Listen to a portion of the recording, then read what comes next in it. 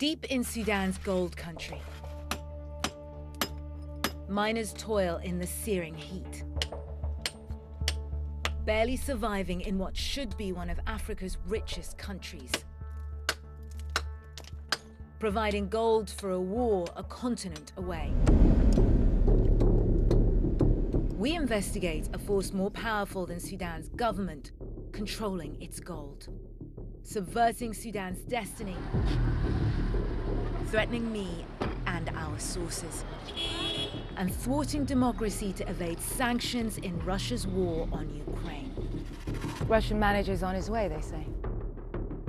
We uncover the extent of Russia's grip on Sudan.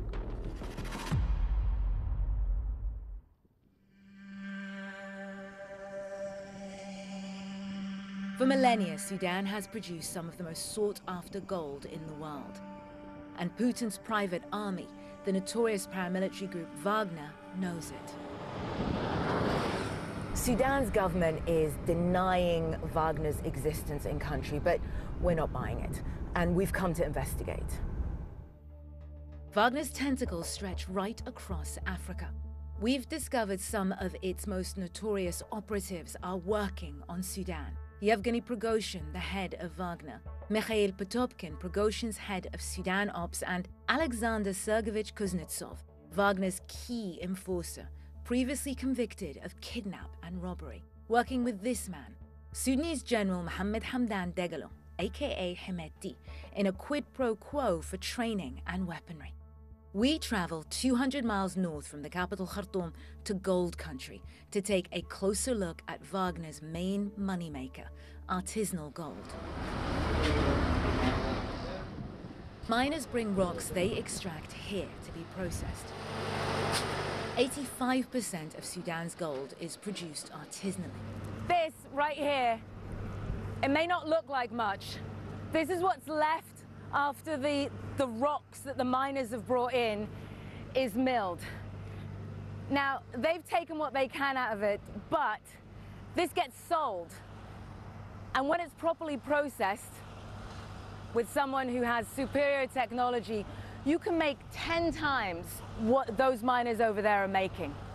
10 times more money without any of the back-breaking work.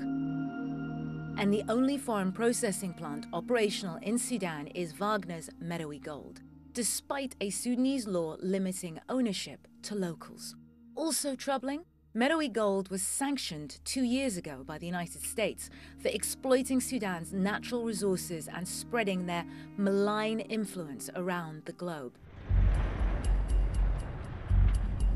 According to the Sudanese government, they officially ceased operations, but they are still here, still evading sanctions.